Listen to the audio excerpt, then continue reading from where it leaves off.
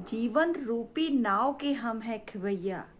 अगर मझधार में डूबने लगे आपकी नैया, तो डरना नहीं हौसला रखना, पार कराएगा आपको किशन कन्हैया। मैं हूं भावना और चलिए आज कुछ नया सुनते हैं।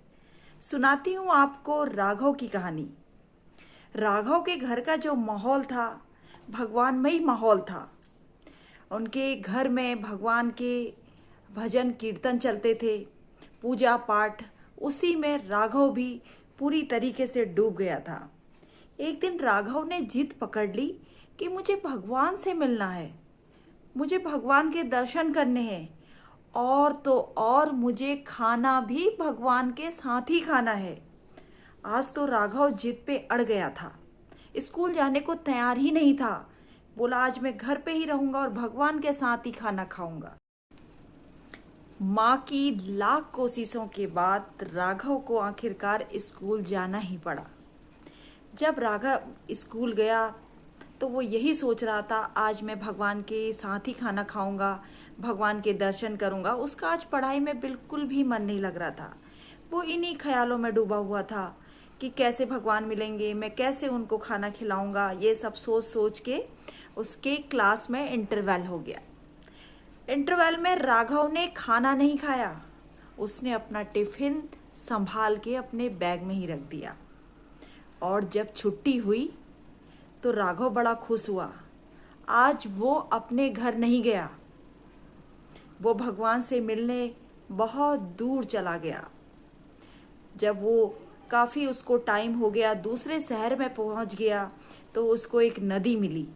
नदी के किनारे थक हार के राघव बैठ गया।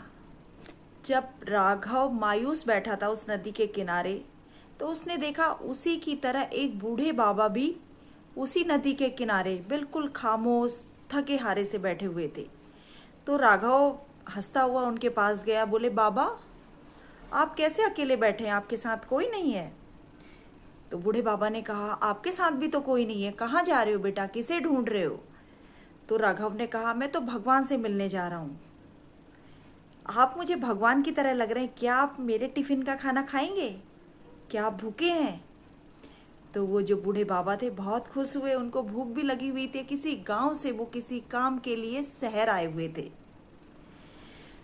तो बूढ़े बाबा ने राघव के साथ खाना खाया। तो राघव ने कहा और खा लीजिए थोड़ा सा। तो बूढ़े बाबा ने कहा बेटा जो बचा हुआ खाना है उसे अब आप खा लो।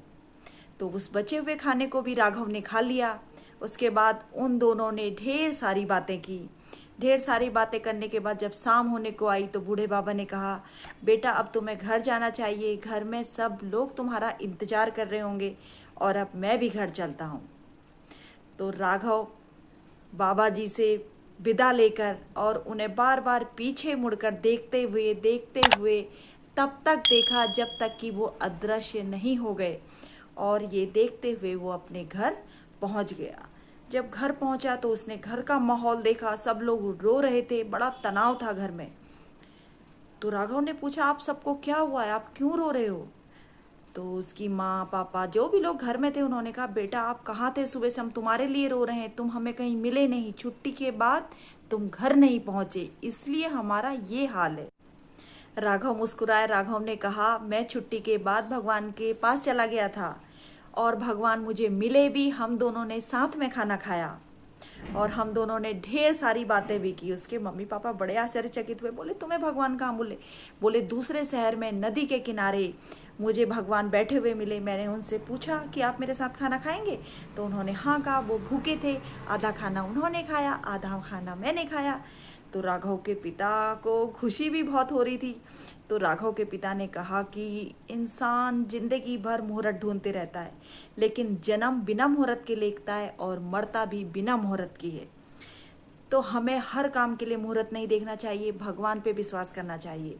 भगवान पे विश्वास करते हुए अगर हर काम करोगे तो तुम्हें जरूर सफलता मिलेगी, जरूर सफल होगे, और जो काम तुमने सोचा है ना वो जरूर 100% पूरा होगा। जिस प्रकार बूढ़े बाबा में रोहन को भगवान दिखे, उसी प्रकार हमें भी कलयुग में भगवान मिल सकते हैं। कैसे? अगर हम भूखे को खाना खिलाएं, प्यासे को पानी पिलाएं, ज़रूरतमंद की मदद करें, गरीबों की मदद करें, तो हम भी भगवान को पा सकते हैं। भगवान हर कण कण में है, हर मन में है, हर घर में है। अगर हमें उन्हें पहचानना है तो हमें वो सब कार्य करने होंगे जिसमें हमें सुकून मिलता है, हमारी आत्मा को शांति मिलती है। कभी निस्वार्थ सेवा करके देखिए, आपको अंदर से बहुत अच्छा महसूस होगा। वही पल होता है जब हमें लगता है कि भगवान हमारे बहुत पास हैं। इस कहानी के माध्यम से मैं आपको ये बताना चाहती हूँ कि अगर आप निस्वार्थ किसी की सेवा करेंगे तो आप चारों तरफ भगवान को पाएंगे। इस कलयुग में भी आप भगवान को महसूस कर पाएंगे और आपको मन की शांति भी मिलेगी। आपकी आत्मा ये सब काम करके बहुत अच्छा महसूस करेगी और आपको किसी काम के लिए मुहूर्त निकालने की ज़रूरत भी नहीं पड़ेगी। आप जिस मुहूर्त में जो काम करेंगे आपके लिए वो मुहूर्त शुभ हो जाएगा। तो इसी कहानी के साथ मैं अपने शब्दों को विराम देती हूँ और अगर आपको मेरी कहानियाँ अच्छी लगती हैं तो लाइक, शेयर और सब्सक्राइब जरूर करें। और अगर आप मेरी कहानी को दोबारा सुनना चाहते हैं तो मेरे चैनल को जरूर सब्सक्राइब करिएगा और बेल आइकन को जरूर प्रेस करें ताकि मेरी आने वाली वीडियोज की नोटिफिकेशन सबसे पहले आप तक पहुंचे। Thank you for watching.